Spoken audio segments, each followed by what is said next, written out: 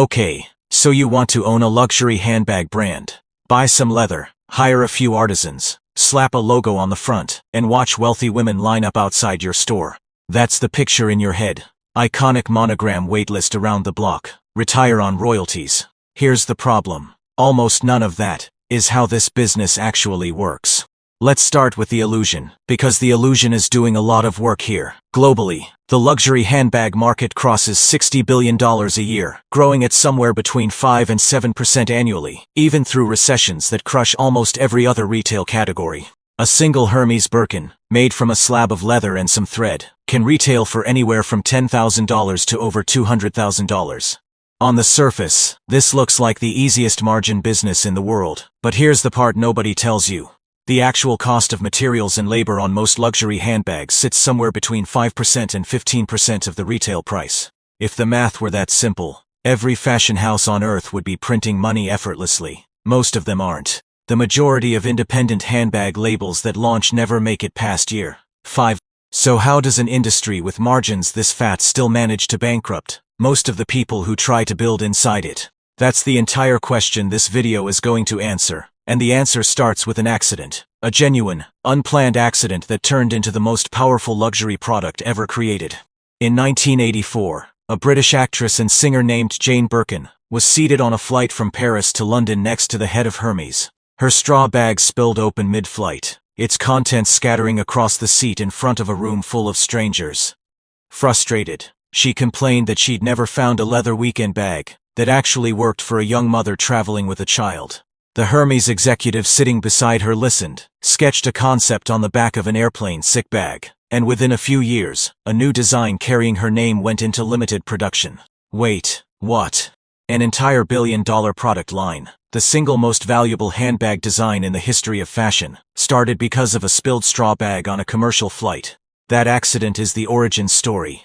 What happened next is the business lesson. Because Hermes didn't just create a great bag. They created something almost nobody else in the industry had figured out how to weaponize yet. Deliberate, engineered scarcity. Here's what almost nobody outside the industry understands. The heritage houses don't struggle to make enough bags. They deliberately don't. Hermes could produce enough Birkins to satisfy every single person who wants one. They choose not to. Waitlists stretching 2 to 6 years aren't a supply chain failure. They're a manufactured psychological weapon. The scarcer something appears, the more desperately people want it, and the more they're willing to pay above retail, just to skip the line entirely. This is where the real trap and the real fortune sit side by side. A bag bought at retail for $12,000 can resell on the secondary market for $20,000 to $30,000 within months, sometimes appreciating faster than gold, or the S&P 500, over a 10-year window. The brand doesn't capture that resale premium directly. But it doesn't need to, because that appreciation fuels the waitlist, which fuels the desperation, which fuels the willingness of new customers to buy other, less desirable products from the same house, just to build purchase history that might someday earn them access to the one bag they actually want. Expectation. You walk into the store and buy the bag you came for. Reality. You spend years and thousands of dollars on things you never wanted, just to earn the right to be offered it. So, if a founder wanted to build the next Birkin from scratch today, which door would they even walk through? There are 3. The heritage house, the celebrity-founded label, or the independent designer brand. A heritage house runs on decades, sometimes over a century of controlled supply, and a story that can't be manufactured overnight. Breaking into that tier from scratch is close to impossible. You either inherit it, or you don't get in at all. Celebrity-founded labels flip the equation. Instant audience. Instant press, a built-in customer base scrolling their feed every day. The catch is the ceiling. Most celebrity bag lines top out fast because the appeal is tied to a person, not a craft tradition, and people's attention moves on. Then there's the independent designer, no inherited name, no built-in fame, just a small workshop and a very expensive fight for retail shelf space. Independents average somewhere around 20 to 30% net margin in a good year, compared to the 60% plus margins the heritage houses quietly pull. 3 doors. Only one of them was ever built to survive a bad decade. And even walking through the right door doesn't guarantee anything, because the actual cost of entry is where most of these dreams die first. Launching even a modest luxury handbag line requires somewhere between $250,000 and $2 million before you sell a single unit. Tooling and sample development alone can run $5,000 to $15,000 per second tile before it's production ready. The best tanneries, the ones actually supplying the heritage houses, won't even take a call from a brand new label with no order history. Small batch European ateliers demand minimum order quantities running into the hundreds of units per second tile, tying up six figures in inventory before a single bag has a buyer. And a single luxury boutique in a top-tier shopping district can cost $500,000 to $2 million a year in rent alone, before payroll, before inventory, before a single sale. And that's before you've built the part of the business that actually makes the real money, because none of what we've covered so far is where the true fortune hides. Roughly 60 to 70% of a major fashion house's total profit doesn't come from handbags, clothing, or shoes at all. It comes from perfume, eyewear, and cosmetics, categories with production costs a fraction of leather goods, sold under the same monogram, purchased by millions of customers who could never afford the bag but desperately want a piece of the fantasy anyway. $1.70 bottle of perfume might cost $4 to manufacture. That's a second business running quietly inside the first one, propping up the glamorous flagship stores that lose money on rent every single month. That's the real secret of this industry. The bag is basically the bait. The licensing division is where the empire gets built.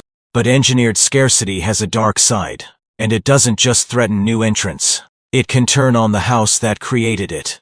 In 2024, a wave of lawsuits and regulatory complaints accused Hermes of illegal tying the practice of only offering a Birkin to customers who had first spent tens of thousands of dollars on other less desirable products. Plaintiffs argued the very scarcity strategy that built the brand's mystique had crossed into anti-competitive territory.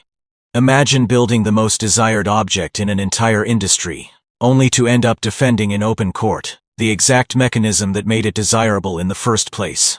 Expectation. Scarcity is a marketing strategy. Reality. Sometimes, scarcity is a legal liability, waiting for the right lawsuit to expose it. Now here's the part almost nobody accounts for, because owning one of these bags was never actually a purchase. It was functionally an investment vehicle disguised as a fashion accessory. Auction houses now run dedicated handbag sales alongside fine art and watches. Some financial advisors quietly recommend rare Birkins and Chanel flapbags as portfolio diversification, an asset class that doesn't correlate with the stock market, and unlike a stock certificate, can be carried on your arm. That single fact rewires the entire business model. The house isn't just selling handbags. It's an unofficial commodity, and every decision about production volume is really a decision about currency supply. And once a house gets large enough, the entire game changes again, because that's when the conglomerates move in. Groups like LVMH and Kering own dozens of labels, spanning fashion, wine, hospitality, and cosmetics, letting them share manufacturing relationships, share retail real estate negotiating power, and cross-subsidize. A struggling label inside the portfolio can be quietly propped up for years by the profits of a flagship brand. Something an independent designer with one label and one bank account could never survive. So after all of that, what does owning a luxury handbag brand actually make you? An independent designer label, if it survives past year 5 at all, might clear somewhere between 10 and 20% net margin, and founder compensation in the early years is often close to nothing, with most profit reinvested straight back into inventory and retail expansion. A mid-tier contemporary brand that finds real traction can push margins toward 30%. But the real wealth, the kind that produces billionaires, only shows up at the heritage house level, where licensing royalties, resale-driven scarcity, and decades of brand equity compound together into something almost impossible for a new entrant to replicate, no matter how much capital they raise. So is it worth it? This isn't a business for someone chasing a quick, glamorous payday. It demands hundreds of thousands of dollars before you sell a single bag. Years of patient, brand building with no guarantee anyone ever cares, and constant exposure to the fickle, unforgiving nature of taste and trend. You're managing tanneries, negotiating department store terms, protecting your name from counterfeiters, and trying to manufacture desire itself, all inside the same small workshop. But for the handful who make it through that gauntlet, this turns out to be one of the most resilient wealth-generating models in the entire economy. Fashion trends come and go, but a truly scarce object, One that appreciates in value the longer the wait list stretches. Becomes something closer to a financial asset wrapped in leather than a simple accessory. The bag on her arm was never really the product. It was a currency. And somewhere over the English Channel in 1984, on the back of an airplane sit bag, a stranger accidentally designed the mint that would print it.